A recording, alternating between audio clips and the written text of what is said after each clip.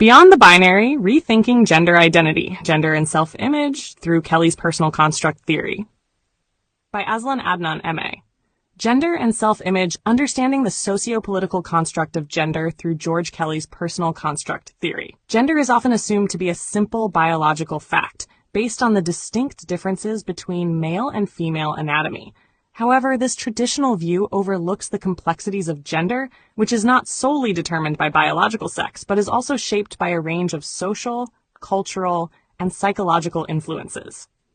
Gender is fundamentally a socio-political construct, deeply embedded in the roles, expectations, and norms that society associates with being male or female. This means that gender is not simply an internal truth. It is also a set of social expectations that are reinforced through cultural, political, and institutional forces. The view of gender as a socio-political construct suggests that the roles and behaviors we associate with gender are not inherent or natural, but are learned, maintained, and enforced by society. These roles are shaped by the dominant power structures in society, including family dynamics, legal systems, educational institutions, and media. Gender is then something that individuals perform and embody according to social expectations, rather than an immutable fact based solely on biological sex.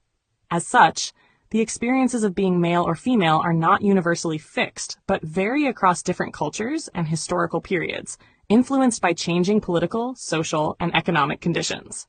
In this context, George Kelly's Personal Construct Theory, PCT, provides a valuable framework for understanding the psychological process through which individuals internalize and navigate societal constructs, including gender. Kelly posited that individuals act as personal scientists, creating and testing mental models, constructs, to understand the world around them. These constructs are often dichotomous, such as strong, weak, masculine, feminine, or active, passive. From an early age, children are socialized into these gendered constructs, which inform how they interpret their own identity and navigate social interactions. Kelly's framework illuminates how gender is both shaped by societal expectations and forms a crucial part of an individual's self-concept. For instance, the constructs individuals form around masculinity and femininity often become central to their identity. If someone is consistently told they are masculine because of their strength or assertiveness, they internalize these traits as part of their identity. When these constructs are challenged, perhaps when someone does not conform to the gender roles expected of them, cognitive and emotional tension can arise, as the person may feel their self-image is under threat. However, Kelly's concept of constructive alternativism allows for flexibility, suggesting that individuals have the capacity to revise their constructs when they no longer align with their lived experiences or authentic sense of self. This capacity for change is especially relevant in the context of gender identity, where individuals are increasingly recognizing that gender is not fixed, but fluid, evolving through both internal and external processes. The case of Sarah Fosberg, Navigating Gender Identity and Biology, a fascinating case study that exemplifies the intersection of gender identity, biological sex, and societal roles, is that of Sarah Fosberg, a popular YouTuber who was assigned female at birth, but later discovered that she was genetically male. Sarah was born with XY chromosomes, the genetic makeup typically associated with males. However, due to a condition known as androgen insensitivity syndrome, AIS, her body did not develop male genitalia as expected. This condition caused her to be assigned female at birth based on her physical appearance, which matched that of a female. Sarah's early childhood mirrored the experiences of most girls, as she was socialized to adopt feminine traits, dress in female clothing, and participate in activities traditionally associated with women. Her self-image, thus, was built around the gendered expectations of femininity that were ingrained in her by her family and society. However, during her teenage years, Sarah faced health complications that led to genetic testing. To her surprise, the test revealed that she was genetically male, which starkly contrasted with her socialized identity as female. Sarah's story demonstrates the complex and sometimes dissonant relationship between gender identity and biological sex. On one hand, Sarah's genetic sex was male, yet her lived experience and societal treatment had led her to adopt a female gender identity. This revelation challenged her self-image and forced her to reconsider how she understood her gender. The cognitive dissonance that followed can be understood through Kelly's personal construct theory. In this case, Sarah's personal construct of woman had been reinforced by years of societal reinforcement and personal experience.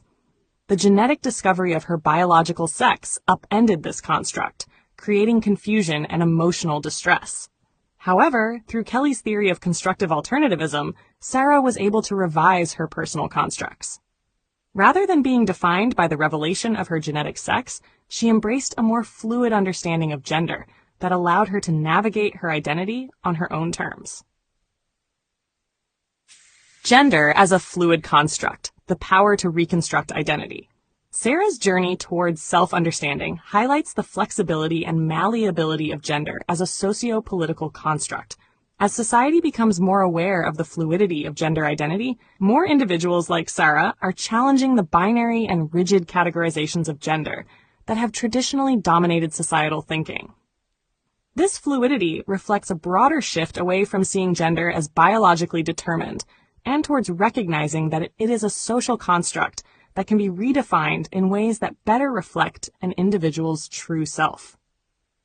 In line with Kelly's constructive alternativism, Sarah's experience underscores the importance of rethinking traditional gender roles and allows for a reimagining of what it means to be masculine or feminine. Gender, therefore, is not simply a static, biological reality, but a spectrum of identities shaped by personal experience and societal influence. Just as Sarah was able to revise her own gender constructs, so too can others choose to define their gender identity beyond the constraints of biological sex and societal norms. Conclusion: the relevance of personal constructs in understanding gender identity. Sarah Fosberg's case provides a valuable insight into the complexities of gender identity and the socio-political forces that shape it.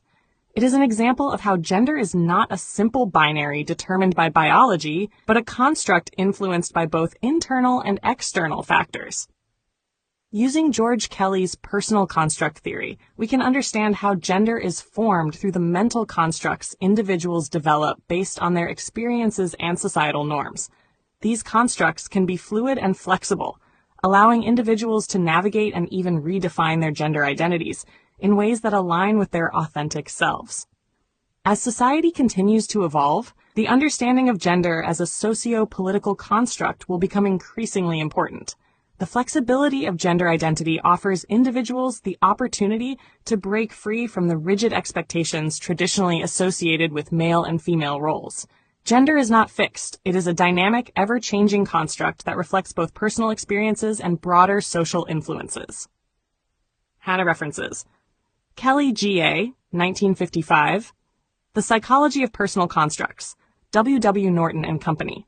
2. De Beauvoir S., 1949, The Second Sex, Alfred A. Knopf. 3. Butler J., 1990, Gender Trouble, Feminism and the Subversion of Identity, Routledge. 4. McHugh M., 2009, The Androgen Insensitivity Syndrome, a genetic disorder with psychological and social consequences, Journal of Clinical Genetics.